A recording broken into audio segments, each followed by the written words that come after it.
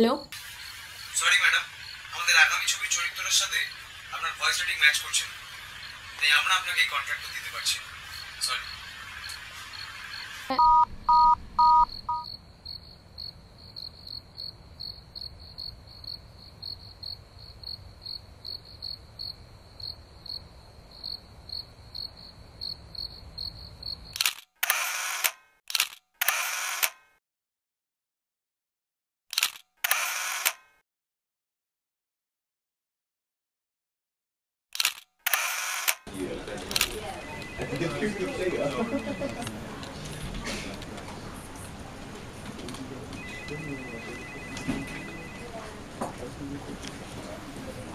Next মান্থেই screen test, আর ওটা হয়ে গেলেই আমরা নভেম্বর থেকে শুটিং শুরু করে দেবো। আর স্ক্রিন টেস্টের সময় আপনি যে বলেছিলেন জানুয়ারির সেকেন্ড উইক থেকে শুটিং শুরু হবে। আসলে একটা বিশেষ কারণেই আমরা এর মধ্যে শুটিংটা শুরু করে দিতে চাইছিলাম। না, ডিসেম্বরে আমার একটা থিয়েটারের শো আছে। আসলে আমার রাস্তা এই ক্যারেক্টারটা করার জন্য অলরেডি 3 জন ওয়েটিং লিস্টে আছে। এবার তুমি ডিসাইড করো, কন্ট্রাক্টটা তুমি সাইন করবে না অন্য কেউ? না না, মানে আপনি স্ক্রিন টেস্টের ব্যাপারে কি যেন বলছিলেন। গুড। যা তোর দিদিকে ডাক। তুমি আগে বলো আমায় চড়ক মেলা দেখাতে নিয়ে যাবে। আরে সে তো নিয়ে যাব, আগে তো দিদিকে ডাক। দিদিকে কোথায় পাবে? সে তো তার নিজের সিনেমার কাজে ব্যস্ত। অরিন্দম, এভাবে বসে না থেকে কিছু একটা ভাবো, হাতে কিন্তু সময় কম। কি ভাববো? ওমরা জানা ফেল এত সোজা, তারপর কম বয়সী। কিন্তু খুঁজো তো একটা বার করতেই হবে, তা না হলে অন্য দলের সাহায্য নিতে হবে। এখন সিজন, সবাই তাদের নিজেদের প্রোডাকশন নিয়ে ব্যস্ত। তাছাড়া এখন আমাদের মতো অপদার্থরা ছাড়া কেউ আর থিয়েটার করতে আসে না। সবাই চায় সিনেমা স্টার হতে, নাম কামাতে, পয়সা কামাতে। নিশ্চয়ই চাই, কারণ দিনের পর দিন বিনা পয়সায় থিয়েটার করে কিন্তু পাবে তারা। তাই ক্যারিয়ার করতে সবাই ক্যামেরাম্যান। ঠিকই, থিয়েটার করে কি পাবে না, কিন্তু প্রকৃত অভিনেতা তৈরি করে ওই থিয়েটার। আর যারা পরিস্থিত তাদের ব্যাকগ্রাউন্ড কিন্তু ওই থিয়েটার, আর তার জন্য চাই ডেডিকেশন। আজকের দিনে শুধু ডেডিকেশনের দুতলে পড়ে থাকলে জীবন শেষ হয়ে যাবে। ওসবের মূল্য কেউ দেবে না। দুনিয়ায় চলতে গেলে চাই অর্থ। হয়তো তাই, কিন্তু এটাকে অর্থ উপার্জনের বন্ধা করে অন্য কিছু করে তো নাটককে বাঁচিয়ে রাখা যায়।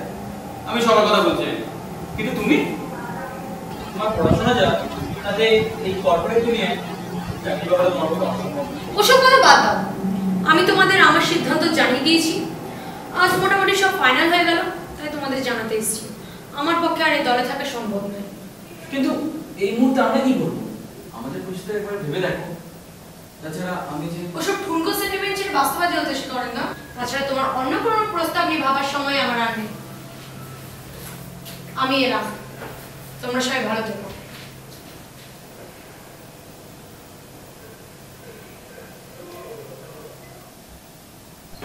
বিতস্তা, এই নে মা, আজ এটা তোর নিয়ে আসলাম, দেখ।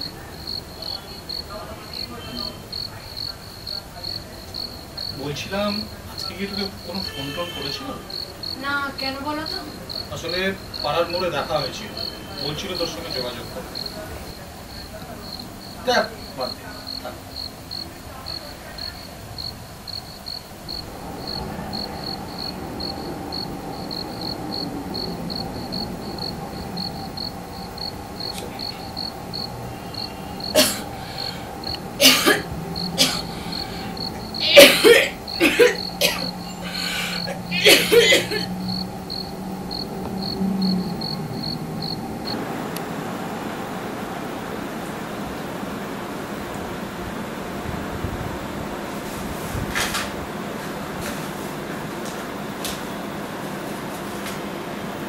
It is the third stage of the larynx cancer, মানে থ্রোট ক্যান্সারের অ্যাডভান্স স্টেজ।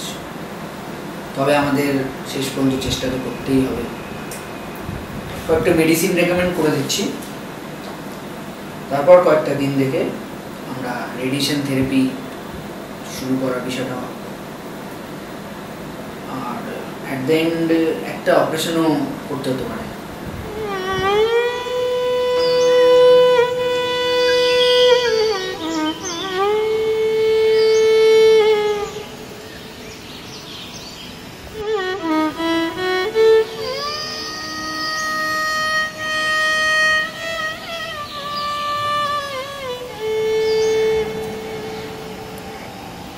দিদি, তুই কার সাথে এলি? ওরাও এসেছে। তোমরা সবাই? হ্যাঁ, আমরা সবাই তোর সাথে আছি, তোর পাশে আছি। তাই তোমার এই জীবন যুদ্ধে আমরাও অংশীদার হতে ছুটে এসেছি। কিন্তু আমি তো আর বেশি দিন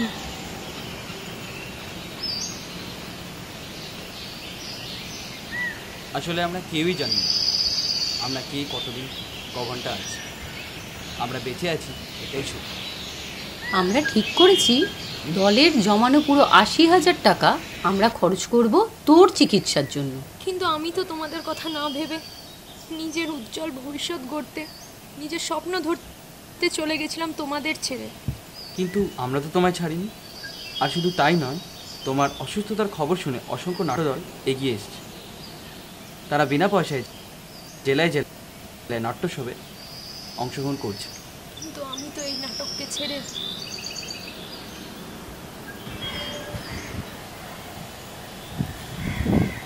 চলো এবার সবাই আমরা বাইরে যাই।